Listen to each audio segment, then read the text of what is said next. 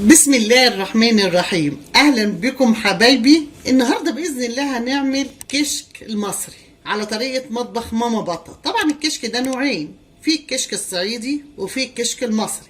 احنا بقى هنعمل الكشك المصري بتاعنا. تعالوا مع بعض نشوف هنعمله ازاي. عباره عن بصله مخرطينها بالشكل ده، ونص كوبايه رز غسلاها ونقعها من نص ساعه، وكوبايه لبن، وكوبايه زبادي. بس عشان كوبايه الزبادي دي كبيره هناخد نصها بس، وشوربه اي نوع شوربه يعجبكم، وقطعه الزبده اللي هنحمر فيها البصله، ومعلقتين دقيق. تعالوا بقى في الاول نعمل الخميره بتاعت الكشك. ليها طريقه كده هنعملها مع بعض دلوقتي. زي ما انتم شايفين يا حبايبي، هاخد معلقه دقيق بالشكل ده. دي اول حاجه هنعملها. وهاخد نص كوبايه الزبادي، عشان الكوبايه دي قلت لكم كبيره، هاخد نصها بس. بسم الله الرحمن الرحيم. بالشكل ده.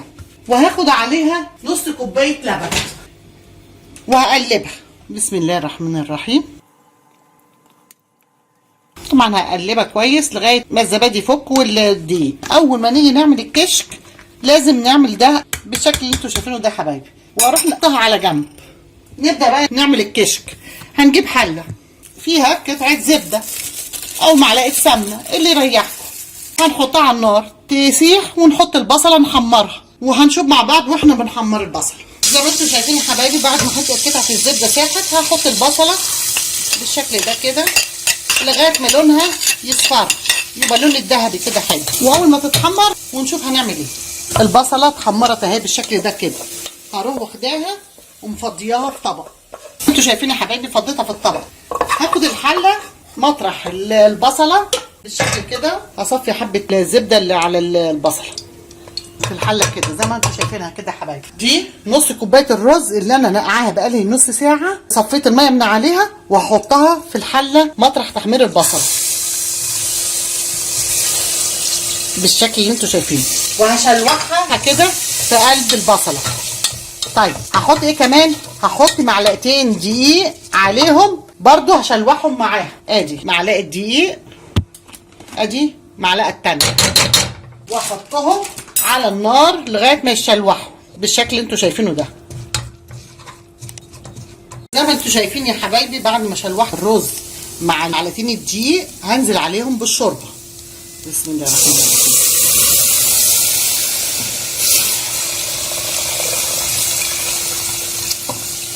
واقلبهم تقليبه حلوه، افككهم من بعضه بالشكل ده، وهسيبه لغايه ما الرز يستوي بالمنظر اللي انتوا شايفينه ده حبايبي. وهجيب كوبايه اللبن معاهم اهو.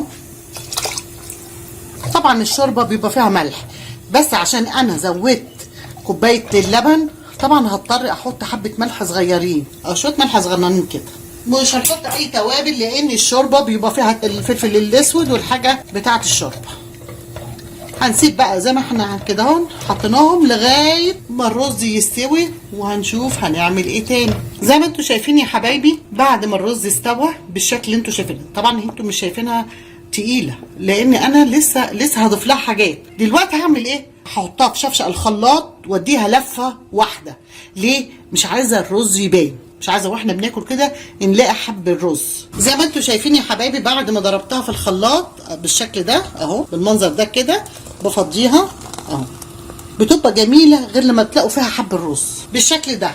هنعمل ايه؟ هنروح جايبين الخميره بتاعتنا اللي احنا عملناها بمعلقه الدقيق بالزبادي وشويه اللبن، وقلبناهم وسبناهم وعملناهم في اول البدايه. هنروح مفضيينها عليها. قلب الخليط كله كده ببعضه، هتبصوا تلاقوها ربطت وبقت سمكها بقى حلو. تاخد غلوه، وبعد كده هنروح منزلينها ونفضيها في الاطباق مع بعض. اول ما تاخد غلوتين مع بعضيها كده اوريها لكم بعد كده. زي ما انتوا شايفين يا حبايبي، بصوا التخن بتاعها، التقل بتاعها اهو. هطفي عليها واسقيها بقى في الاطباق. كشك بعد ما فضيته في الطبق بالشكل اللي انتوا شايفينه ده، نجيب البصل اللي احنا محمرينه ونحطه على الوش كده. طبعا الحبه اللي انا عملتهم عملوا لي 3 اطباق زي دول، وما تكتروش يعني، يا دوب اللي يعمل ايه حاجات بسيطه كده يعني على قد الاكل كده بالشكل اللي انتوا شايفينه ده يا حبايبي.